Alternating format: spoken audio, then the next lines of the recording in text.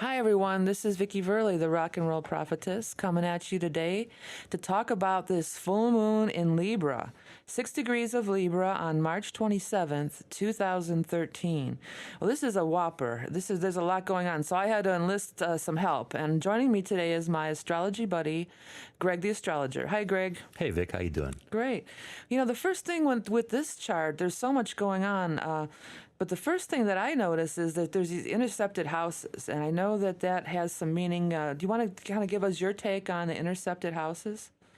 Okay, well, the intercepted house is the sign that is intercepted in this house that's more than 30 degrees wide. The ruler is going to be de-emphasized. So in this particular chart, you have the stellium of the Sun, Venus, Uranus, and Mars in Aries. The ruling planet for Aries is going to be Mars, but of course it's intercepted, so the emphasis then goes over to Neptune, the ruler of Pisces, which is ruling the second house where the full moon falls in this particular chart. And this is corresponding with, if any of you heard the thing that I was talking about with the Aries ingress, how this Pisces energy is just kind of hanging around here.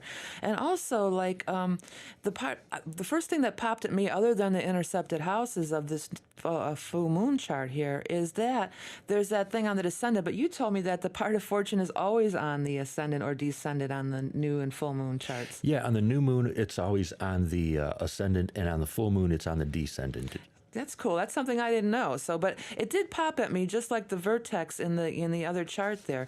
I want to talk about, because let's look at this, because I also suppressed and you move the energy over, but it's still there. I mean, that stellium is there. So I think like Aries. So how would Aries be suppressed or a negative manifestation? I mean, that's anger. That's anger. Aries, negative Aries to me is like it's all me, me, me. This is I care about me. I don't care about you. Yeah, Aries is me first. Mm-hmm. It's kind of impulsive. It's not real selfish. It's like the little kid that's first born and is only aware of itself and its needs. Mm-hmm. So the immature Aries can be selfish. Well, Mars is violence and stuff like that. And then the suppressed violence, yeah. Yeah, and the other side of that is the Libra. And if you take Libra negativity, everybody thinks of Libras as so bright and sunshiny. Well, I think of the negative side of Libra as superficiality. Yeah, it can be superficial and just involved in superficial socializing, chatter, da-da-da. Well, definitely like the reality shows on that. These are these people that just care about how they look. That's Libra. Right. Negative Libra. Yeah. And also, well, you put those two together, what did you say? I'm going to kick your ass with the Mars and Aries over something that's silly or stupid or superficial. Right. You need to know where your triggers are, when being either irritated or upset by other people. All that Mars energy is going to be probably provoked or, in your relationships, because obviously we're in the Aries, me, Libra, the other polarity of this full moon. So those are probably the issues that are going to be coming up in your relationships. Or take a step back and stop and think, and we have all that Neptune energy. And we were talking about Chiron, Chiron, the healer, you keep wounding yourself, but you have a cool take on Chiron. You want to elaborate on that a little? Yeah, Chiron, the mythology of Chiron, there was this wounding, there was this sacrifice. Chiron is present in everybody's chart, so there's always going to be some kind of sense of wounding there. And if it's aspected with other planets and so forth, it's going to be emphasized or de-emphasized if it's not strongly aspected. But the other side of the coin is if you go through this wounding and examine what it's all about, you get this wisdom, and then you can help yourself heal and help other people heal also. Isn't it connected to some kind of, you said not the astrology, the mythology? Yeah, what is it connected to, Chiron? You said he was sort of like a prophet, or? He was a teacher, a healer. So teaching, healing, and wisdom. And kind of like Neptune, the higher vibration of Neptune, I think of that way. Right, healing vibrations of Neptune, compassion for others. Mercury, talk kindly to people, speak kindly, don't think before you speak, Right, that's one of the places where this energy of this full moon can be released constructively, is the combination of Mercury, communication and thinking energy, and the compassion and softness of Neptune, and they're both in Pisces. They're conjunct in Pisces. So there's a lot of healing energy available in this energy configuration. And we have to talk about, we can't look at these charts without talking about the double yod. Now, the first one is involving Pluto, Saturn, and it points down at Gemini. Jupiter and Gemini in the fourth house, yeah. Pluto and Saturn are the transpersonal planets, so it may not hit people as much as the other yod, which involves more the personal planets. The one that people would probably be aware of in this one is the Jupiter in the fourth house. Jupiter, expansion, luck, or it could be excess too. In the fourth house, security, home, the home that you came from, the home that you live in now.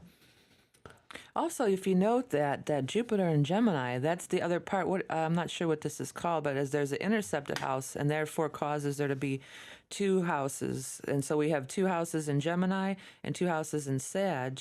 And I think there's a little bit more of emphasis on those just in the intercepted chart, if I'm not mistaken. And then with Jupiter there, there's even more emphasis. So there's increased emphasis on this fourth house. I think of the fourth house as home, family, nurturing, stuff like the traditional stuff. Now the second one, it's funny that Jupiter and Saturn are involved in both of the yads. Now, the second yad, we have the sextile is between the stellium and Aries and Jupiter, and then it points down to the Saturn, and the nodes are going to join there too. And that Saturn and node too, I want to, that's the focal point of this yad, but also, if you look at the chart, even though the midheaven is Sag, it's kind of slanting off to the left. The high point in the chart is also that Saturn and... the most elevated exactly. planet would be Saturn, almost conjunct the nodes. Mm-hmm. And it's coming in for this conjunction. So karma and karma. Karma on top of karma with Saturn and the nodes, right? When you have the finger of fate, the focal point of two yads, you have a situation that cannot be avoided. You can't sweep this one under the rug. So Saturn is going to require that you have some sort of structure or discipline or self-control about this. It's an intense energy, Scorpio, that wants to dig things up.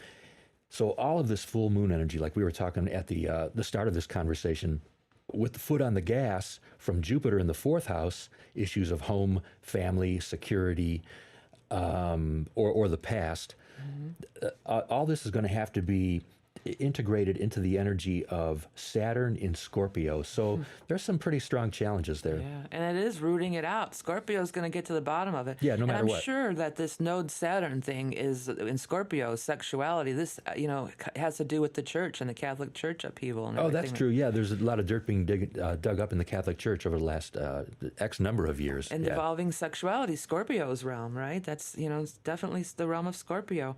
I made the comment earlier about Pallas being unaspected, but it is in fact sextiling Ceres, and at the critical degree. So it's critical. There's critical degrees means there's something critical that we have to attend to.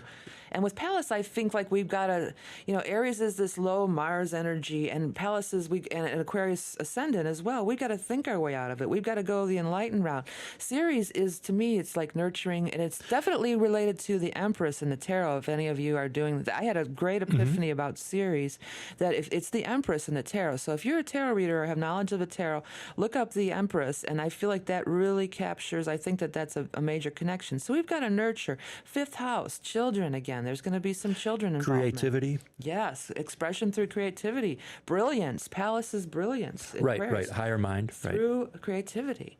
Okay, Greg, if you wanted to just kind of do a summation of the chart here, what would you have? Do you have anything you'd like to say to everybody out there? Well, of course, the big emphasis is this tons of Aries energy pouring in. And it's going to have to balance it with the Libra, everybody get along principle. And it all comes down to inner awareness. If you're aware of your triggers and so forth, and the full moon will shed light on anything that is in your unconscious that you're not aware of, whether you like it or not. So if you're on your spiritual journey, you're going to be tuning in, finding out what's going on. I think that the new and full moon work together. You plant something at the new moon, new projects and so forth, and then the full moon brings it to either fruition or there's a harvest or illumination in your inner self.